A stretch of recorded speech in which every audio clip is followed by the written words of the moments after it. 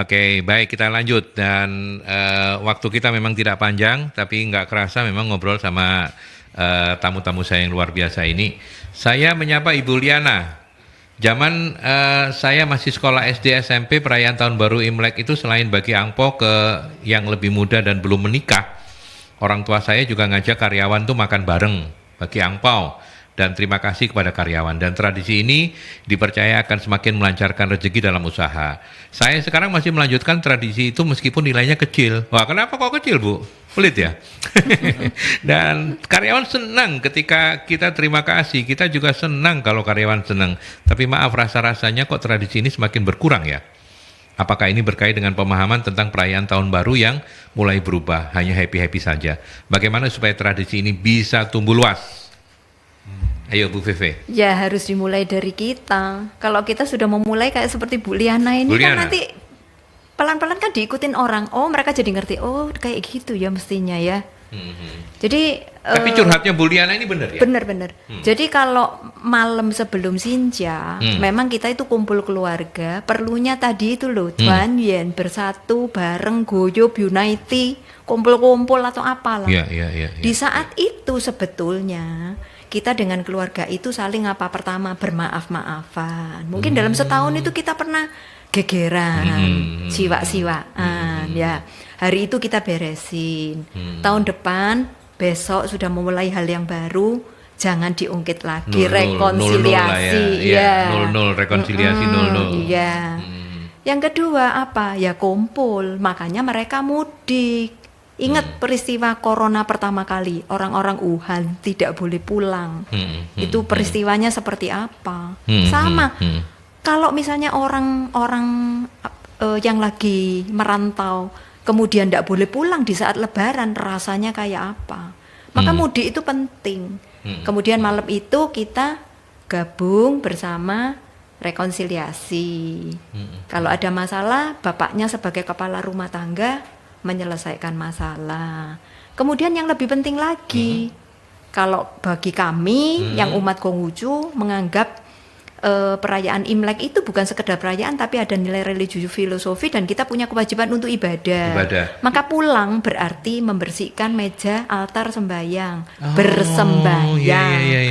Mereka yang menganggap Imlek ini cuma sebagai bagian dari sebuah budaya, mungkin nalurinya sebagai orang Tionghoa sudah jerit-jerit gedor-gedor mau ikut merayakan, sila-sila aja. Gitu. Syukuri aja, ada yang sudah memperjuangkan sampai hari ini kita punya kebebasan, terima aja. Yang memperjuangkan itu mau orang Konghucu, mau orang dari mana, tidak masalah, gitu loh. Rayakan. Mereka yang menganggap Imlek ini sebagai bagian dari sebuah ritual, dari sebuah peribadahan, jalankan perintah agamamu dengan baik-baik. Ya. Nah, sekarang ngomong soal ibadah, nyambung ke dari Bu Liana ke ibadah. Kalau ibadahnya itu tadi kalau membersihkan meja persembahyangan itu kan di rumah masing-masing ya? Di rumah masing-masing. Nah, berarti ibadahnya atau ritual ibadahnya dua ya, di kelenteng dan di rumah ya? Silakan kalau mau ke kelenteng. Tapi yang pasti panggilan seruan ibadahnya itu adalah di malam tahun baru silakan beribadah kepada leluhur. Pada tanggal 1 bulan 1 silakan kalau mau ke kelenteng pagi-pagi mengucap syukur silakan. Karena kita masih punya ibadah yang penting di tanggal 8 bulan 1. Jadi seminggu setelah perayaan Sinja. Itu ibadah yang sangat penting. Kita mengadakan persembahyangan besar kepada Tuhan. Sehingga mejanya aja dibikin tinggi. Dipasangi kaki-kaki lagi supaya tinggi. Itu pernyataan sujud prasetya kita kepada Tuhan. Tuhan, saya sudah mendapatkan segala berkah dan rahmat. Tahun depan saya akan kerja lebih giat. Nah, kuenya kan bertingkat-tingkat. Mengingatkan. Saya akan meningkatkan kebajikan saya, perbuatan baik saya. Makanya di ibadah itu tidak akan lupa dipasang tebu. Tebu itu kan berruas-ruas, mengingatkan supaya kebajikannya kita itu berruas-ruas naik. Itu ibadahnya. Iya itu ya. Oke, kalau lampion sekarang tadi ya sempat kelupaan. Kalau lampion filosofinya apa lampion? Jadi gini, kalau lampion itu sebetulnya tidak ada filosofi apa-apa, tapi itu untuk kemeriahan. Jadi pada penutupan Cap Gome itu mereka akan pasang lampion di mana-mana, maka dikatakan Lantern Festival. Sebetulnya cuma itu aja, tapi jangan lupa lampionnya harus merah. Harus merah ya. Ada kan lampion yang warnanya putih, itu untuk perkabungan. Jadi kalau kita mau mengucapkan doa kepada mereka yang sudah meninggal, pakailah lampion putih. Di dalamnya dipasangi doa-doa, dilepas, dalamnya dikasih api, dilepas. Jadi jangan salah, nanti asal lampion. Ingat, filosofinya merah, putih berduka. Itu. Baik, Pak Budi menambahkan untuk Buliana tadi, ya apa ini sekarang kok rasanya happy-happynya yang lebih tradisi-tradisi untuk perayaan tahun baru itu kok mulai berubah ya? Apa komentarnya Pak Budi? Ya itu memang secara historis ya tidak bisa dipungkiri. Hampir 32 tahun ya. Umat Tionghoa Indonesia ini kan dalam hal menghayati ya nilai-nilai religiusitas dan filosofisnya itu kan sudah luntur ya, boleh dibilang ya. Jadi banyak yang memang dia Tionghoa, tapi mungkin dia tidak terlalu memahami wisdom di dalamnya itu. Ya itulah yang mestinya dengan wacana-wacana seperti ini itu bisa membantu menginspirasi orang-orang untuk nilai-nilai filosofinya ini yang paling penting. Bukan nanti angpaunya yang didulukan. Ini kan jadi paham apa ya? Angpoisme. Materialistis ya. Matre, iya kan gitu. Maka salamnya aja orang-orang sudah keblinger ya, kungsi fajai. Iya kan.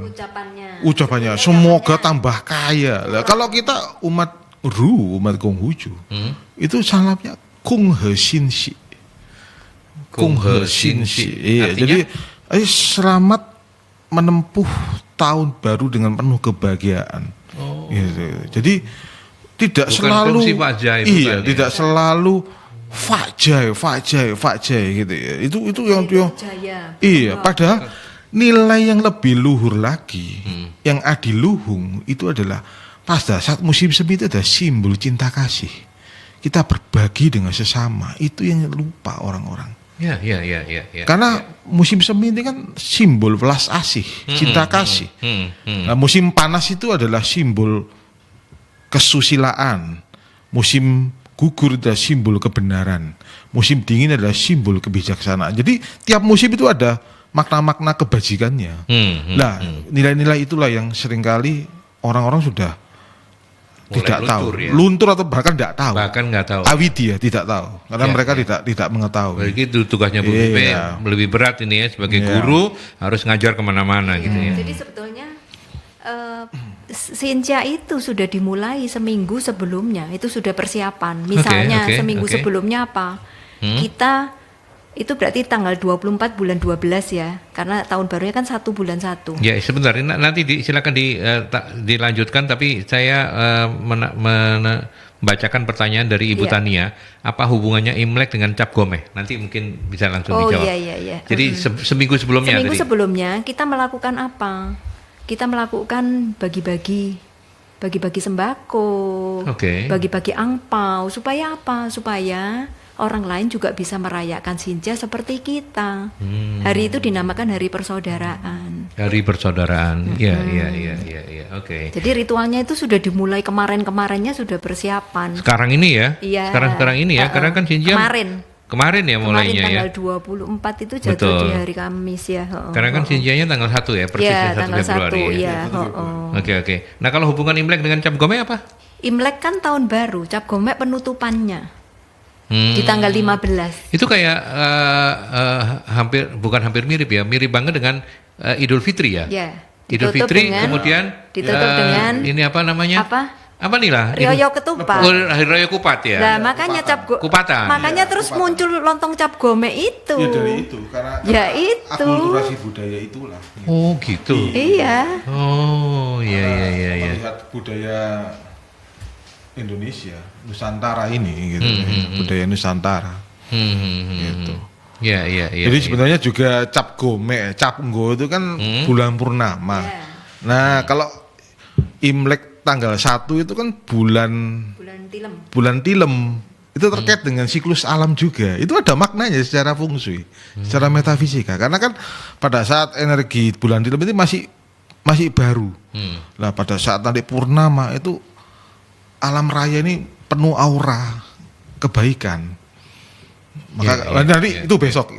Kenapa itu bulan purnama? Apa efeknya buat manusia? Itu nanti kita bahas itu. Tapi pada dasarnya mengikuti siklus alam.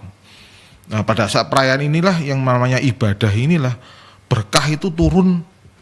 Ya, kalau bagi yang bisa merasakan ya, itu pada saat itu berkah itu turun berlipat-lipat ganda untuk musim semi. Dan itu memang efeknya di Indonesia, meskipun kita bilang oh itu musim semi kan di Tiongkok. Indonesia kan tidak ada musim semi. Gimana Pak hubungannya? Enggak, sama aja, energinya tetap turun. Maka di Indonesia, di Nusantara ini ada budaya, ada perhitungan kalender Pranoto Mongso.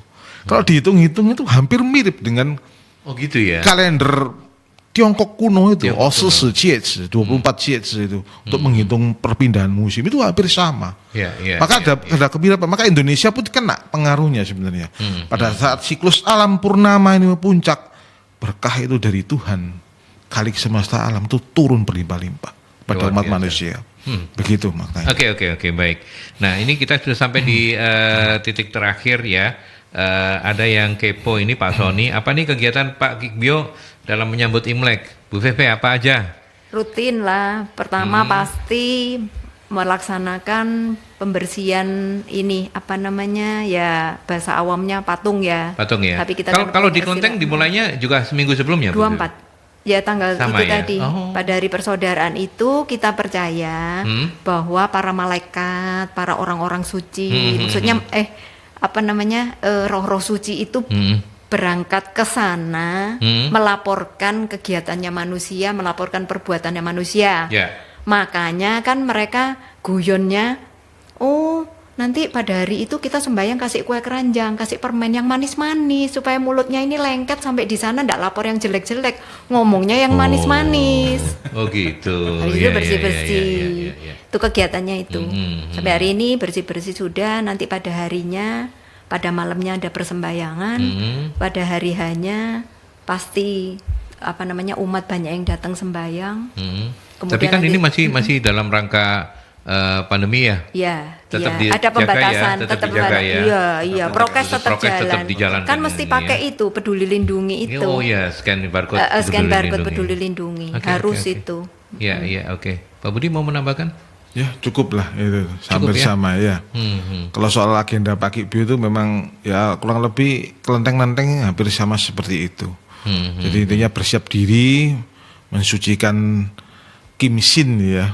Itu kan sebenarnya patung itu kan bukan ya seperti kata orang berhala, bukan. Itu sebenarnya media aja untuk berkonsentrasi mengingat keluhuran daripada sosok-sosok roh suci yang ada di sana. Maknanya itu seperti itu. Padahal orang kan kadang salah menilai kadang kalau itu berhala. Itu benar tidak seperti itu. Filosofinya itu hanya mengingatkan. Jadi semacam meneladani gitu lah. Jadi persiapan penyucian itu, lalu juga bakti sosial juga kan. Nah, itu kan wujud ekspresi kasih sayang itu. Betul, yang saya bilang itu yang harusnya digaung-gaungkan, harus di highlight untuk pemahaman Xinjia. Itu bukan euforia angpaunya. Anak saya aja sekarang sedang menunggu ini papanya nih. Wah ini deg-degan, maka menuju Xinjia pasti mereka baik-baik sama saya nanti. Oh gitu ya. Karena nunggu itu merah-merahnya itu. Nah, tapi bukan itu esensialnya itu loh. Itu ekspresi kasih sayang orang tua ke anak, anak ke orang tua. Ini kasih sayang inilah yang harus dimekarkan ke pemahaman orang-orang, bukan yang itu, bukan yang materialisme itu. Betul. Ya. Oke, baik, luar biasa. Jadi tidak cukup memang untuk membahas in detail karena saya percaya Bu Feve, Pak Budiwan juga pengen cerita lebih banyak, tapi waktu kita memang terbatas ya. Tapi terima kasih sekali lagi. Saya harus ngomong apa? Konghe Xinxi. Iya, Xinxi. Oh iya. Tapi boleh disampaikan sebelum ya? Nggak boleh ya, harus hari hanya ya. Boleh juga. Boleh juga ya. Ya wes. Malam itu boleh lah. Malamnya boleh. Baik, kalau udah. sekarang nggak usah dulu.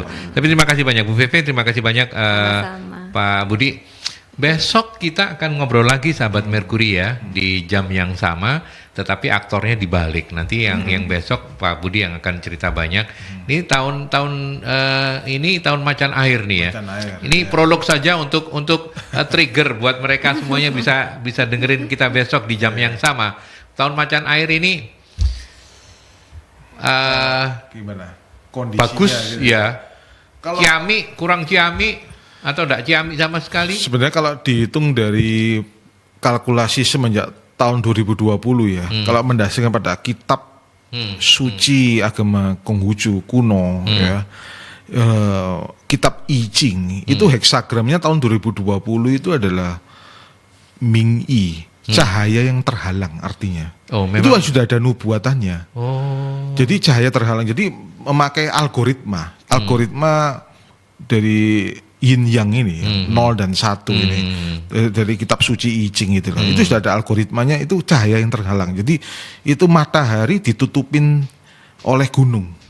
Simbolisasinya seperti itu. Oh gitu ya. Ya, tapi tahun ini itu heksagramnya adalah Chi Chi. Jadi artinya sudah sempurna. Wow. Ya, Sempurna artinya untuk menjadi baik. sudah menyeberangi sungai. Lah, sungai ini Bengawan dalam tradisi filosofis orang Tiongkok kuno itu artinya bahaya. Oh. Artinya sudah menyeberangi bahaya. Oh sudah tahun menyeberangi ini. bahaya. Tapi ketika ia menuju daratan, ya turun, mereka turun dari daratan. Kedepannya kita tidak tahu, masih banyak tantangan-tantangan. Baik, cukup sampai di sini saja. Iya. Kalau nanti diceritakan, nanti jadi kita ngobrol kepanjangan hari ini. Tapi terima kasih Oke. sekali lagi, Iya. terima kasih banyak ya Bu Pepe, Pak Budi. Besok kita masih punya sesi satu lagi ya. Iya. Oke, baik sahabat Merkuri, terima kasih banyak sudah menyimak perbincangan saya bersama para narasumber. Semoga bermanfaat untuk Anda, paling tidak untuk kita semua menjadi lebih memahami apa itu Xinjia, apa itu Hari Raya Imlek begitu ya.